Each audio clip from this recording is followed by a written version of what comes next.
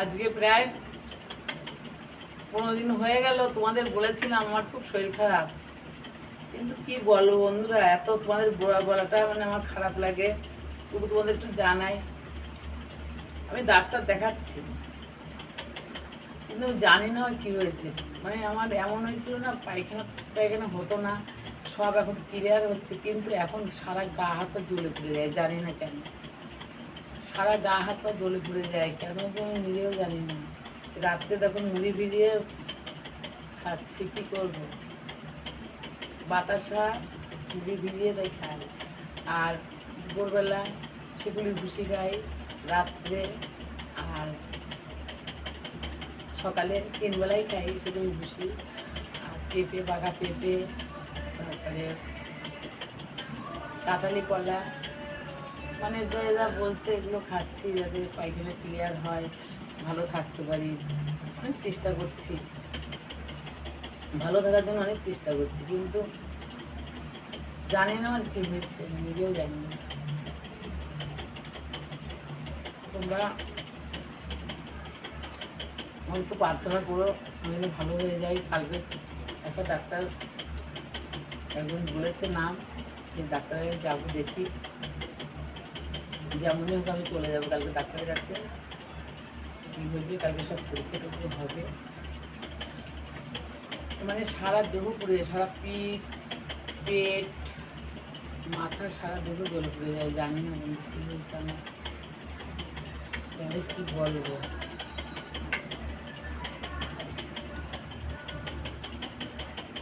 আমি খুব ট্রিটমেন্টে আছি বন্ধুরা, কিন্তু করার কিছু নেই। আমি চেষ্টায় আছি যে ভালো হবো। আমার 2টো ছেলে আছে, তো আমার খুব কষ্ট হয়। আমি পৃথিবীর কারো চিন্তা করি, শুধু আমার 2টো ছেলের চিন্তা করি। ছেলেদের নিয়ে বিশাল কষ্ট পাই। ছেলেদের মানে ছেলেদের আমি বলি না অনেক কথা, কারণ ওরা কষ্ট পাবে, তো আমি বলি না। ভাবি কি আমি ভালো হয়ে যাবো, আবার কিসের ছেলেদেরকে বলতে হবে যে আমার খুব শরীর খারাপ, কখনো ওদেরকে শেয়ার করি না। ভাবি কি আমি ভালো হয়ে যাবো, এটাই ভাবছি এখন। ভালো হয়ে যাবো, কারণ আমি চেষ্টায় আছি। কালকে ডাক্তার কাছে পরামর্শ যা যা লাগে সেইভাবে ট্রিটমেন্ট নেবো কালকের থেকে। মানে আমি আগে অন্য ডাক্তার দেখিয়েছি, কিছু হয়নি। এবার দেখি, আমি ডাক্তারের একজনের নাম বলেছে, তাদের কাছে যাবো, সে আমাকে নিয়ে যাবে সেই ডাক্তারের কাছে।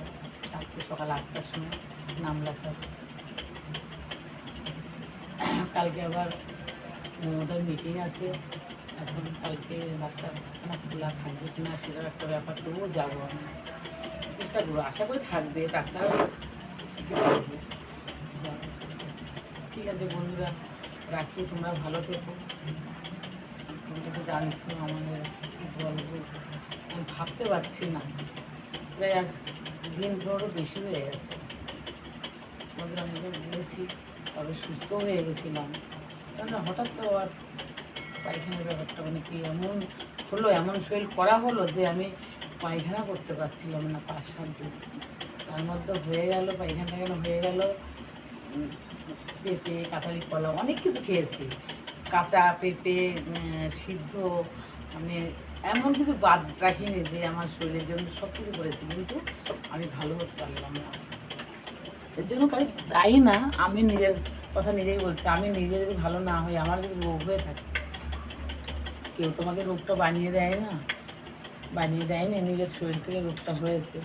যে করেই হোক ঠিক হতে হবে, এখন চেষ্টায় আছি।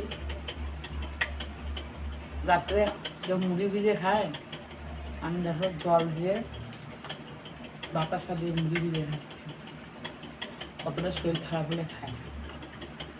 মানে আমাকে দেখছো বন্ধুরা তোমরা যে আমি সুস্থ আছি, সুস্থ নেই, কিন্তু কালকে যাবো যে ডাক্তারের কাছে, আশা করি ভালো হয়ে যাবে। চিন্তায় আছি, ভালো হয়ে যাবো, আমার বেঁচে থাকতে হবেই। আমার আমার ছেলেরা আছে না, আমার ছেলেদের জন্য খুব কষ্ট হয়।